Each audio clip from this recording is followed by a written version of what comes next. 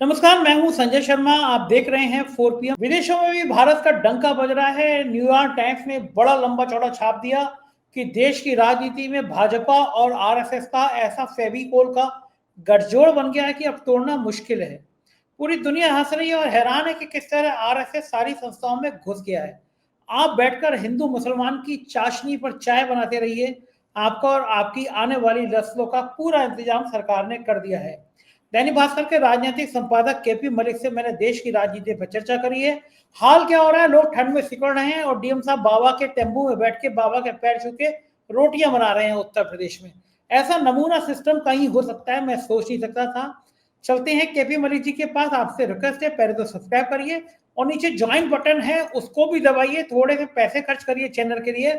मुझे आपसे सहयोग मांगना मेरा अधिकार है, इसलिए जरूर मांग रहा हूँ। सिस्टम से लड़ना है मेरे को, इसलिए आपकी मदद है। ज्वाइन बटन पे ज्वाइन करिए, आपका भी हिस्सेदारी 4PM में होनी चाहिए।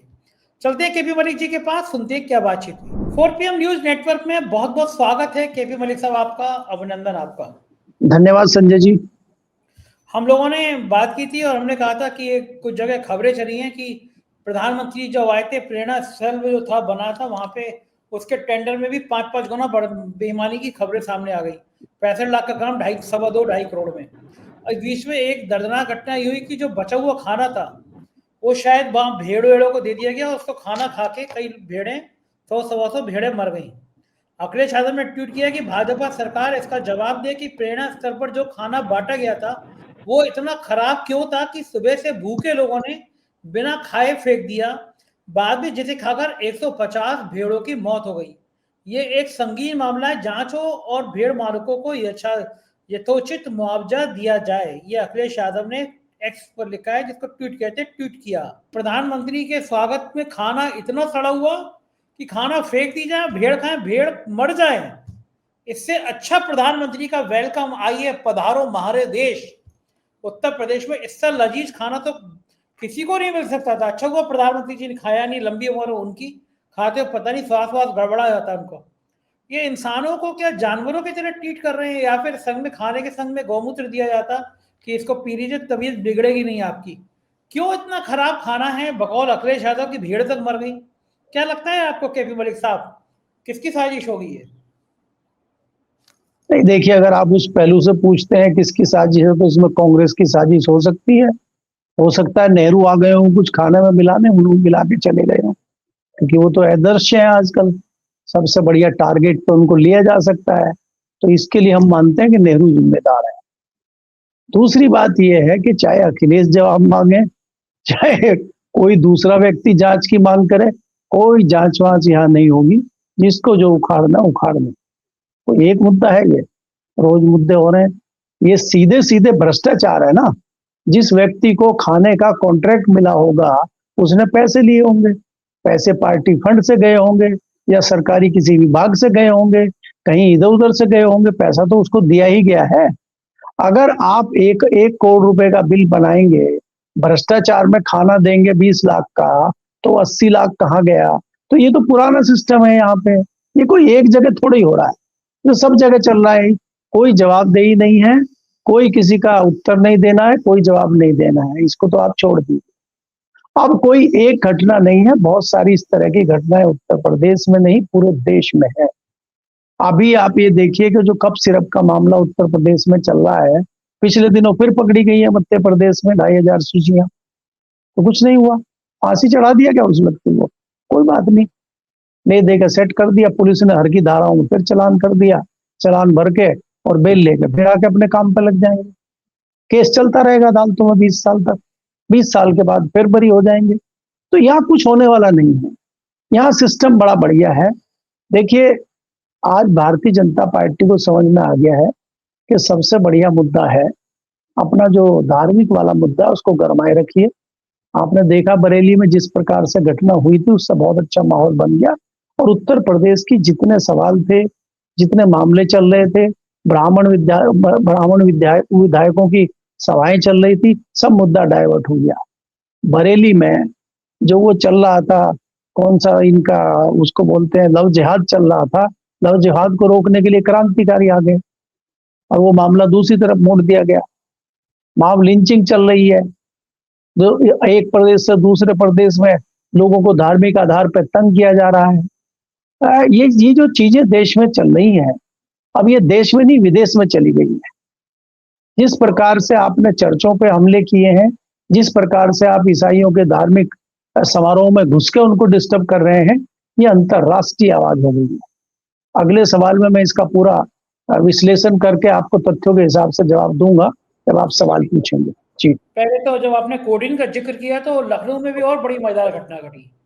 मुख्यमंत्री जी के घर से 4-5 किलोमीटर दूर अपने कोडिन भैया का, आजकल धनंजय सिंह को कोडिन भैया कहने लगे हैं लोग, कोडिन भैया का घर है, करोड़ों का घर है। उस घर के सामने बर्खास्त सिपाही अजय सिंह या आलोक सिंह नाम है उसका भी करोड़ों का घर है। लेकिन साहब बुलडोजर वहां जाता नहीं, हम लोग कई बार चर्चा कर चुके हैं। अब वहीं पे एक और सिंह साहब का घर है, उनकी पत्नी का ब्लॉक प्रमुख है। वो रास्ता ही रोके दे रहे थे, दीवार ही बनवा दे रहे थे। मोहल्ले के सब लोग इकट्ठे आ गए तो ईंट उठा के बात करने लगे, फोन पे धनंजय सिंह से बात कराने लगे, हड़काने लगे। पुलिस भी उल्टा उन्हीं की तरफ लोगों को हड़काने लगी। वो तो मामला जब सीनियर अफसर को पहुंचा तो इंस्पेक्टर सस्पेंड हुआ, धनंजय सिंह पे FIR हुई। लेकिन गुंडई का आलम देखिए, राजधानी लखनऊ में अभी कोडीन का मामला खत्म हुआ नहीं है, सिर पर चढ़कर नाच रहा है कोडीन कोडीन कोडीन। तो भाई बंधु सड़क ही रोके डाल रहे हैं, दीवार खड़ी कर दे रहे हैं, पूरा इलाका ऐसा लग रहा है कि कोडीन भैया का है। और वो अब पता चल रहा है कि वो जो जमीनें अमीनें हैं उसमें गायत्री प्रजापति की थी, वो भी कब्जा के जबरदस्ती लिखवाई गई। करोड़ों की गाड़ी दिल्ली में केंद्रीय मंत्री के घर भिजवाई गई। इतना गड़बड़ झाला है कि KP मलिक साहब बात करते समय ना दिमाग उड़ जाएगा कि आपको ये चल क्या रहा है। लेकिन क्या कोडिन भैया पे कोई कार्रवाई होगी नहीं? मतलब ऐसे ऐसे उनके समर्थक चंपू उनके पूरी सड़क घेर लेंगे और सरकार बैठी रहेगी, कोई फर्क ही नहीं पड़ेगा सरकार पर। संजय जी, कोई एक मामला नहीं है। आप देखिए ना कि सेंगर के ऊपर जिस तरह के गंभीर आरोप हैं, उनको सजा हो गई है, और जिस प्रकार से उनकी बेल होने पे जो पीड़िता है और उनके साथ कुछ सहयोगी औरतें आके, चंद गिनती की औरतें हैं जो धरना प्रदर्शन कर रही हैं, उनके बचाव में तख्तियां लेके कुछ औरतें और भारतीय जनता पार्टी के नेता आ गए। समझिए कि कितनी बेशर्मी पे उतर आए हैं ये लोग कि एक रेपिस्ट का तरफदारी करने आ गए हैं। तो इनको शर्म तो कहीं बची नहीं है। आप दूसरा कार्रवाई की बात कर रहे हैं, उत्तर प्रदेश में हो चाहे दूसरी जगह हो, उत्तर प्रदेश में कोई कार्रवाई इस तरह के लोगों पे नहीं हो रही है, क्योंकि उनकी सांठगांठ नीचे से लेकर ऊपर तक है। आज ही मेरे पास मेरठ से फोन आया था, उन किसानों की जमीन दबा रखी है, वो बार बार चक्कर काट रहे हैं ADM के पास, DM के पास, कमिश्नर के पास, और वो एक दूसरे के यहाँ टहला रहे हैं। अब आज ही उनका फोन आया कि साहब हमें DM ने आदेश कर दिए थे कि भाई इनकी जमीन से कब्जा हटाया जाए, गेट जो बंद कर दिया भू माफियाओं ने, वो गेट खोल दिया जाए या उस गेट को तोड़ा जाए। आज जब वो दोबारा गए कि साहब हमारा गेट नहीं खुल रहा है, तो DM ने हाथ जोड़ लिए। DM ने कहा भैया हम कुछ नहीं कर सकते इसमें, और DM भी उन्हीं की तरफ, DM अपने आदेश से मुकर गए। आदेश की कॉपी उनके पास है, लेकिन उनकी हिम्मत नहीं पड़ रही है कि वो वहां पे गेट खोल लें, गेट तोड़ दें। ये आलम है उत्तर प्रदेश का, कोई सुनवाई कहीं नहीं है, आप कुछ भी करें। तो ये जो देश में चीजें चल रही हैं, अब ये संजय जी देश में नहीं, देश के बाहर चली गई है।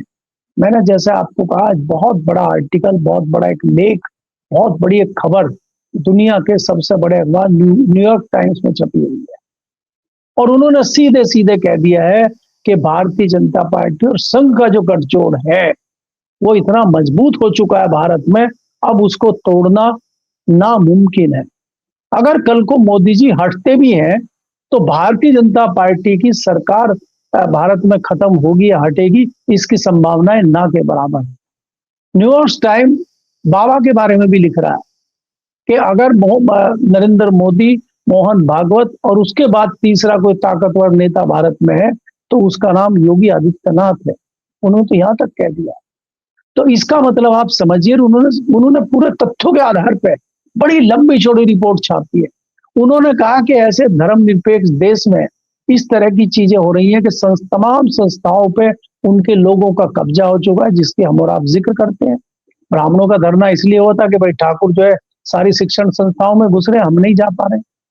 तो इसलिए क्या है कि चाहे कोई यूनिवर्सिटी हो, विश्वविद्यालय हो, चुनाव आयोग हो, दूसरी कोई एजेंसियां हो, सब जगह इनके लोगों ने कब्जा कर लिया है।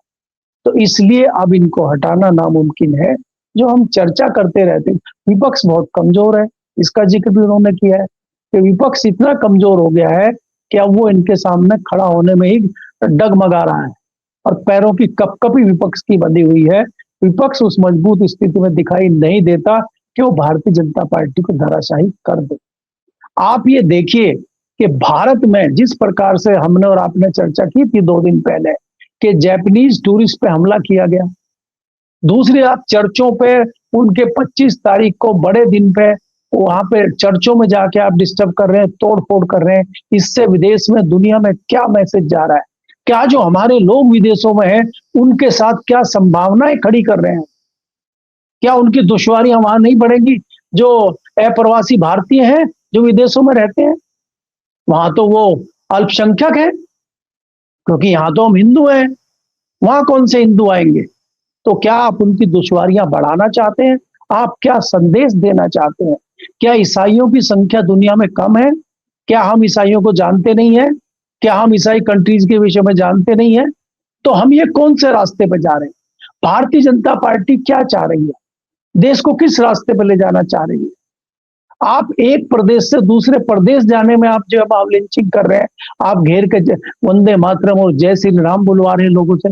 अगर कोई बांग्लादेश का आदमी यूपी में आता है तो वो बांग्लादेशी हो जाता है, अगर कोई कश्मीर का आदमी हरियाणा में आता है वो पाकिस्तानी हो जाता है, अगर कोई आसाम का नॉर्थ ईस्ट का व्यक्ति केरल में जाता है तो वो चाइनीज हो जाता है। ये क्या हो रहा है इस देश में? ये देश तो बड़ा विभिन्न धर्मों वाला, विभिन्न शैली वाला देश था, इसको हम कहाँ ले आए? तो ये देश कहाँ जा रहा है, आगे क्या होने वाला है? संजय जी, ये करप्शन, ये छोटे मोटे भ्रष्टाचार तो बहुत सारी बहुत छोटी चीजें हैं, इनसे देश पे कोई फर्क नहीं पड़ता। हमारा देश इतना विशाल है, बड़ा है, छोटे मोटे करप्शन, छोटे मोटे भ्रष्टाचार, छोटी मोटी चीजें होती रहती हैं।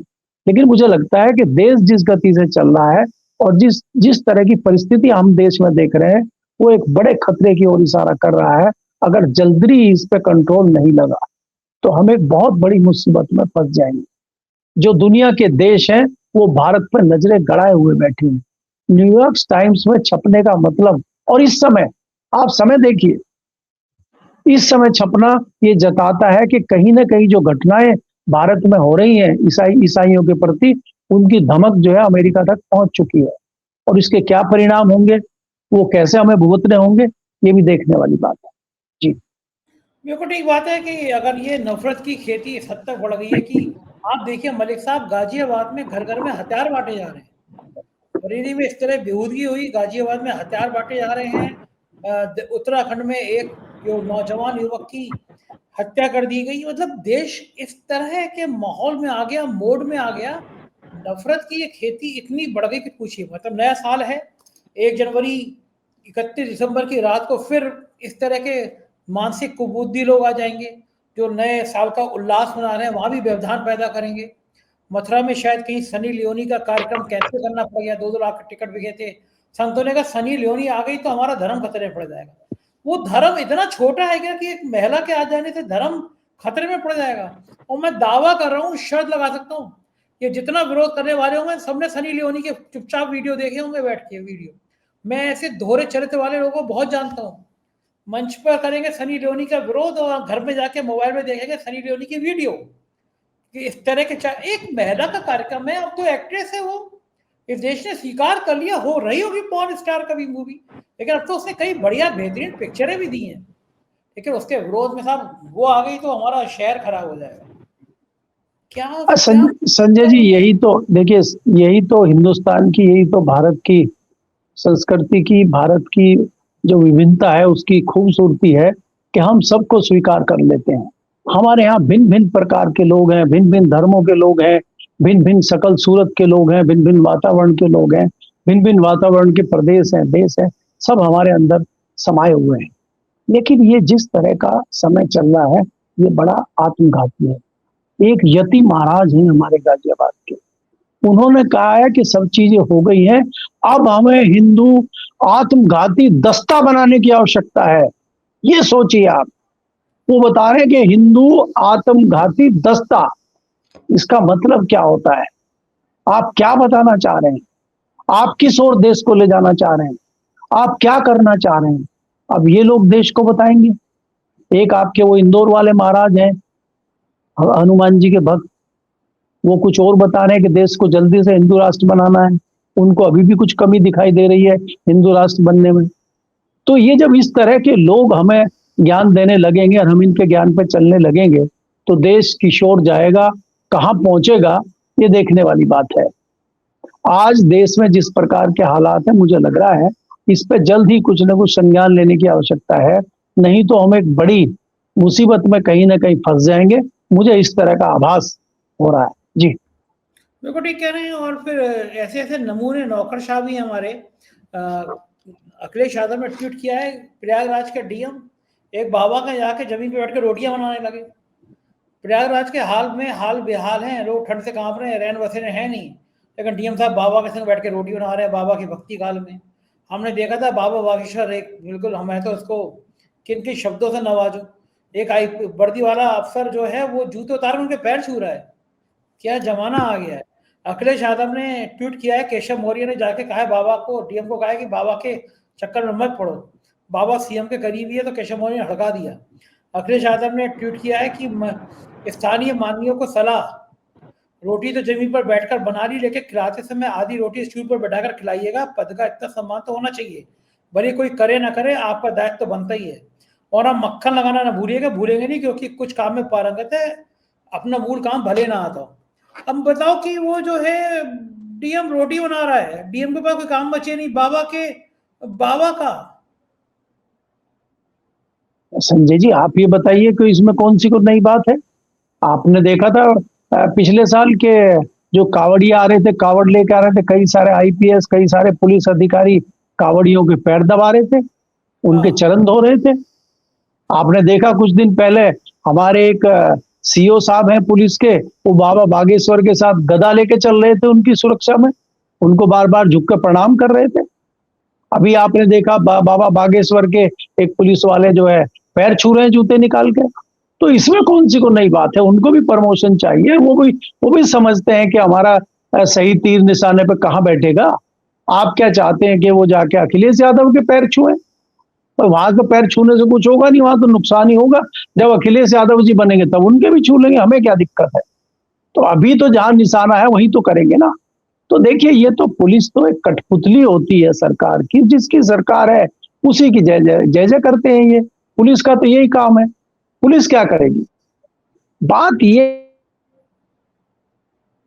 आदमी घुस चुके हैं और पुलिस भी इनके इशारे पे और इनके कहने पे काम कर रही है।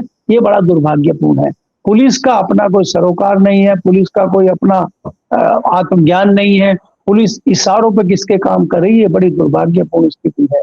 और पुलिस ही नहीं, प्रशासन के जो दूसरे विभाग हैं वो भी अपनी सारी जिम्मेदारियां भूल के सरकार की कठपुतली के रूप में काम कर रहे हैं। हम लगातार कहते हैं ना कि सारी एजेंसियां जो हैं वो सरकार की कठपुतली हैं।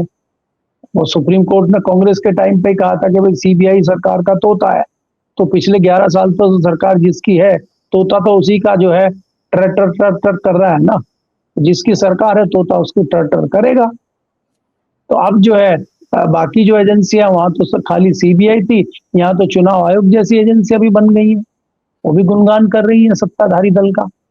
तो इसलिए इसमें कोई अनोखी बात नहीं है कि पुलिस ही खाली कर रही है। पुलिस के अलावा जितनी भी एजेंसियां हैं वो लगातार है। ईडी का हाल आपको नहीं पता है? जी, ठीक बात है। और वो जो है छत्तीसगढ़ में कुणाल शुक्ला हैं, आरटीआई एक्टिविस्ट, उन्होंने ट्वीट किया है, छत्तीसगढ़ में सनी लियोनी पति जॉनी सिंह महतारी बंधन का लाभ ले चुकी हैं, जय श्री राम। खबर छपी है, भास्कर की खबर है कि बस्तर के लातूर में युवक ने एक बैंक अकाउंट खोल लिया, सनी लियोनी को भी महतारी बंधन का लाभ मिला, 10,000 लाभ ले चुके सनी लियोनी के नाम पर। मतलब ये जो योजनाएं है सरकार की, उसमें क्या गजब फर्जीवाड़ा सामने आ रहा है, क्या होगा? संजय जी, तमाम योजनाएं इन्होंने आके बदली हैं। घोटाला बता रहे थे ना ये, कि जो मनरेगा जो चल रही थी उसमें घोटाला था। घोटाला ठीक करने के लिए तो नाम उसका जी राम जी रखा है, अब उसका घोटाला ठीक हो जाएगा। तो घोटाला ठीक करने के लिए ये चेंज कर रहे हैं। आपने देखा ना, घोटाले में जो वोटों में घोटाला था उसको ठीक करने के लिए एसआईआर लाए हैं, तभी तो योगी जी की नींद उड़ी हुई है। कि वो कह रहे हैं कि मेरे 4 करोड़ वोट चले गए इसमें। तो उनको भी एहसास है कि घोटाला भाजपा में होता है या चुनाव आयोग कुछ गड़बड़ी कर रहा है। ये हम और आप नहीं कह रहे, ये योगी जी कह रहे हैं। तो इसका मतलब आप समझिए कि चाहे कोई योजनाएं चल रही हैं, चाहे कोई स्कीम चल रही है, चाहे कोई जांच चल रही है, सब में कुछ ना कुछ घोटाला है। कोई पाक साफ चीज यहाँ नहीं है, हर एक का कुछ ना कुछ मतलब है। और हम और आप कहें उसके इतने मायने नहीं है, लेकिन योगी जी कहें तो हमें लगता है मानना चाहिए लोगों को। जी ठीक बात है। और विनोद शर्मा बहुत सीनियर जर्नलिस्ट हैं, उन्होंने एक एक्स पर लिखा है कि प्रियंका गांधी के लिए जो टीवी चैनल पर जो प्रेम उबड़ रहा है वो पाखंड है। ये सत्तारूढ़ दल के प्यादे प्रियंका और राहुल गांधी में अनबन पैदा कराना चाहते हैं। उनमें महिला एंकर आज के युग की ललिता पवार हैं और पुरुष एंकर सत्तारूढ़ दल के हरम पर बिठाए गए नपुंसक हैं। गजब बहुत तीखा लिख दिया विनोद शर्मा जी ने, बहुत सीनियर जर्नलिस्ट हैं। क्या वाकई में ऐसा होता है कि गोदी मीडिया के एंकर चाहते हैं कि राहुल और प्रियंका में लड़ाई हो जाए? देखिए, इसकी शुरुआत तो जब पार्लियामेंट का सेशन खत्म हुआ था और मोदी जी ने राहुल को ना बुला के, राहुल शायद विदेश में थे, प्रियंका जी को चाय पिलाई थी राजनाथ जी के साथ बिठा के, तभी ये मैसेज जाने की कोशिश कर दी थी कि भाई प्रियंका जी राहुल गांधी से ज्यादा क्या सुपीरियर हैं, ज्यादा अच्छा बोलती हैं और वो उनसे कहीं अच्छी नेता है। ये तो खुद मोदी जी ने तारीफ कर दी थी। अगर मोदी जी ने तारीफ करी है तो जो गोदी मीडिया के नक्कार वो हैं, नक्कार वादक हैं, जो तूती वादक हैं, उनको तो बोलना पड़ेगा ही, चाहे वो एंकर नहीं हो चाहे वो एंकर हो। उनका तो काम ही यही है कि जो मोदी जी की तरफ से इशारा आया है उसको आगे बढ़ाना है और तूती वही बजानी है। तो वो तो नक्कार खाने में तूती बजा रहे हैं, उनका क्या कोई नया अपना अपना ज्ञान थोड़ी है उनका, पीछे से आया आगे दे रहे हैं वो तो विनोद शर्मा जी ने जो कहा है, विनोद शर्मा जी सीनियर पत्रकार हैं, हिंदुस्तान टाइम्स के पॉलिटिकल एडिटर हैं, अपने खरी खरी कहने के लिए जाने जाते हैं, तो उन्होंने बिल्कुल सही कहा है। इसमें कौन सी को दो राय है? शुरुआत तो मोदी जी ने की थी ना। ये कोई एंकर या एंकरनी अपने यहाँ से नहीं कर रही है, उन्होंने बिल्कुल दुरुस्त कहा है। जी बिल्कुल ठीक कह रहे हैं, हाल यही हो गया। बहुत बहुत शुक्रिया मलिक साहब, समय दी आपने, बातचीत की, थैंक यू। ये थी केपी मलिक की पूरी बातचीत आपने सुनी, कैसी लगी बातचीत बताइएगा जरूर। शुक्रिया, थैंक यू।